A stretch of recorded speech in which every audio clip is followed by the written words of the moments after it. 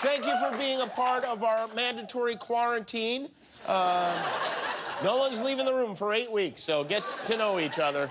I am honored you braved the germs to be with us tonight. The stock market is down, and the coronavirus is up. This planet is going to Purell in a handbasket, and so they just identified the first case of this new coronavirus here in the state of California, and it's mysterious because the person who got it didn't go anywhere or come into contact with anyone who traveled from one of these viral hotspots overseas. And to be perfectly honest, I'm getting a little paranoid. Last night, I ordered Postmates, and before I opened the door, I made the delivery guy spray himself down with the hose. This, by the way, is how they're cracking down on the virus in China. They've deployed remote-control tanks that shoot disinfectant onto the citizenry. That should clear it up. It's a Lysol Roomba, but we don't have that. President Trump is concerned, not necessarily for health reasons, but because the Dow was down almost 1,200 points today. It was the worst one-day drop ever in the history of the stock market, and a soft economy could hurt his chances for re-election. It's virus versus virus right now. So yesterday, Trump put Mike Pence on the case. The New York Times reported that he said he picked Pence because he has nothing else to do. It's interesting, though, that he picked Pence to handle this, especially because in 2014, Donald Trump tweeted, Obama just appointed an Ebola czar with zero experience in the medical area and zero experience in infectious disease control, a total joke. He really does have there's a tweet for everything. It's almost like Donald Trump from the past is trying to stop Donald Trump in the future, and it's just not working. This is a funny joke, too. Back in May of 2018, to save money, the Trump administration disbanded the U.S. pandemic response team. Although, to be fair, who could have ever seen something like that coming in handy? And another reason Trump had better start taking this more seriously, the coronavirus may result in a shortage of his favorite drink. Apparently, the artificial sweetener used in Diet Coke comes from China. It's manufactured there, and, you know, he drinks 14 Diet Cokes a day. He actually, in the morning, he blends it with fried chicken skins and calls it a smoothie. So the president, you know, is a germaphobe, and he doesn't like to have sick people around. And so the White House and the CDC are reinforcing the importance of washing your hands with an instructional video to teach Americans the proper way to keep this virus at bay. The White House presents How to Wash Your Hands. Step 1, turn on water. Step 2, apply soap to hands. Step 3, rub hands together until perfectly clean. Step 4, dry them off. Now you're safe to do the things you love, virus-free. So good. A message from CDC.gov. That's why we need to eat our vegetables. Tonight at the White House, the president and first lady held an event to honor Black History Month. Of course, they chose February 27th to do it. It's like a New Year's Eve party that starts at 11:58 p.m., but they really went for it. They had special outfits and everything. It's the Fresh Prince of bad hair, and I love the idea of Donald Trump in Black history. This is a man who thinks Rosa Parks is short for Omarosa Parks. Danny Aiello's character in Do the Right Thing has a higher favorability rating among black voters than Donald Trump. But the campaign has a plan to win those voters over, and that plan is to open community centers. Team Trump is calling them Black Voices for Trump Community Centers. Black Americans are calling them a trap. They say the goal is to engage voters and discuss the incredible strides Black Americans made under President Trump's administration. That's great. What's next? The Mike Pence LGBTQ club? They're opening these in Florida, North Carolina, Atlanta, Cleveland, Philly. This isn't an outreach program. This is the sequel to Get Out, okay? So they released some photos of one of the centers, and zoom in. This sign caught my eye because they were asking you to text. This is not a joke. They want you to text woke to 88022 just to find out how dumb you are. It's like when the Nigerian prince emails you asking for $600. But in this case, it's our president. So these guys, they are so opposite of woke, they're even selling hats with the word woke on them. And of course, who better to model those hats than the sleepiest guy in MAGA land? snoring Ben Carson. So if that doesn't get the black vote, I don't know what he's going to do. I don't know. Kanye will have to come down your chimney, I guess. Trump's nemesis from New York, Michael Bloomberg, took a shot at the president during a CNN town hall in South Carolina last night. And this guy, say what you want about Mike Bloomberg, this is a gentleman who knows how to deliver a laugh. I spell team T-E-A-M. There's no I in team. I always joke about it. Oh, you do, huh? I bet they're rolling in the cubicles when you pop that one out.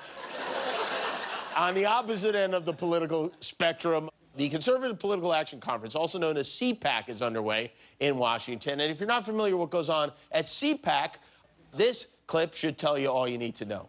We have David Snyder, Dr. David Snyder, a leading orthopedist and the author of a new book. And he'll tell you, among other things, why socialized medicine killed Princess Diana.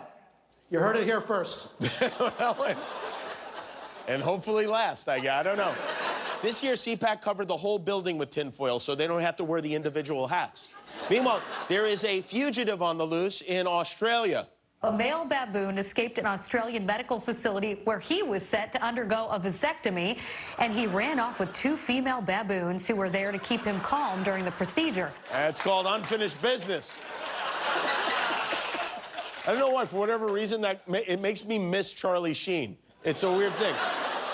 In other primate news, an invasive species of herpes-carrying monkeys have invaded U.S. state. Can you guess which state? Oh, yeah, of course it's Florida. Florida has monkeys with herpes. Now, it's basically Planet of the Apes meets The Bachelor there. 6 of these monkeys were brought to Florida in the 30s to provide tourists with a jungle-type experience, and since then, they've multiplied to nearly 400 herpes monkeys. Local officials have been trying to teach the monkeys about safe sex, but every time they get to the part where they put the condom over the banana, one of them eats the banana. That was almost a popsicle stick joke, you know? Tensions are very high now with this virus at airports around the world, but if you're flying Air New Zealand, you can relax because starting in October, Air New Zealand will be offering bunk beds in coach. These are for those times when you're on a flight and you say, you know, I wish this felt more like an orphanage in space. By the way, those are not bunk beds. Let's call those what they are, overhead compartments. That's where they want you to sleep. And if this catches on, your air travel will go from this to this. So, not to be outdone, Spirit Airlines is now testing what they are calling underwing hammocks, which is special exit row. In the state of Virginia, lawmakers there are in the process of getting an unusual law, a law against fornication, off their books. It's currently illegal for unmarried people to have sex in the state of Virginia, and if they catch you, you can get a $250 fine. For real, this is it's like the porn version of Footloose. So state lawmakers have now decided they want to repeal the law, but then they're waiting on the governor to sign it any minute now. And of course, I want to know more about this. So we track someone down, and with us now is the man who's been leading the effort to abolish this antiquated law, Charles Potter. Hello, Charles, and thank you for joining us. Hi there, Jimmy. Happy sex to you. Oh, and happy sex to you, too. We were just talking about what's going on there legally. So tell us about what you are doing and how it's been going. Well, it's been a long, long battle, but I'm proud to say we're closer than ever to putting this silly and arcane code to bed. Good, good. And the reason I say bed is because I cannot wait to have sex. What? From what I've been told, I hear it's just great. Wait a minute. You've never had sex? Of course. I'm not married. So you're a virgin then? I guess so. And all because of this dang law. Pardon my language. Oh, no, it's okay. So wait a minute. You let this law stop you from having sex your entire life? Well, what else was I supposed to do? Go off and get busy with a non-wife lady? Well, yeah. Yes, that is what you're supposed to do. That's what a criminal would do. Oh. And criminals go to jail. Yes. Where you could lose your virginity. The bad way. Yeah, I know. But wait a minute. Isn't it, you don't go to jail, isn't it only a $250 fine if you're caught? Oh, listen to Mr. Moneybags here. Just walking around with $250 worth of boners in his pocket. What? Sorry, I almost mispronounced that. You almost did. Good thing. $250 worth of boners in your pocket. Yeah. No, yeah, I heard the boner thing. Yeah, for sure. Yeah. Besides, if I spend all my money on fines, how am I supposed to pay for my sex equipment? Well, what do you mean by sex equipment? I don't know. I haven't done it before. Don't you need some kind of equipment? No, not really. No, nothing. It's free? Yeah, most of the time. Yeah, Anyway, Charles, I just want to say I'm excited for you. Wow, this is going to be so much fun. Keep up the good fight, and I wish you a lot of luck. Thank you. But I don't need luck. What I need is experience. Yeah. That's why I put an ad on the World Web asking for sex lessons. Oh.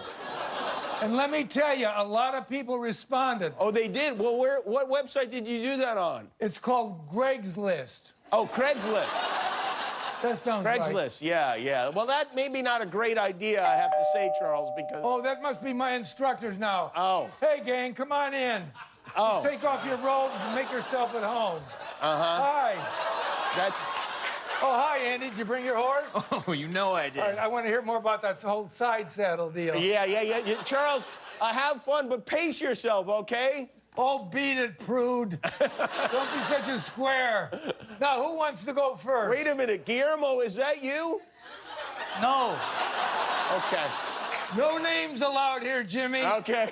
All right, I am ready. Okay, go ahead, But guys. I'm going to warn you guys, no crazy stuff. Okay, there you go. Well, we wish you all a lot of luck. All right. One more thing before we... That was Charles. He's about to lose his virginity. Thanks for watching. And remember, every time you click the subscribe button, one of your enemies gets destroyed.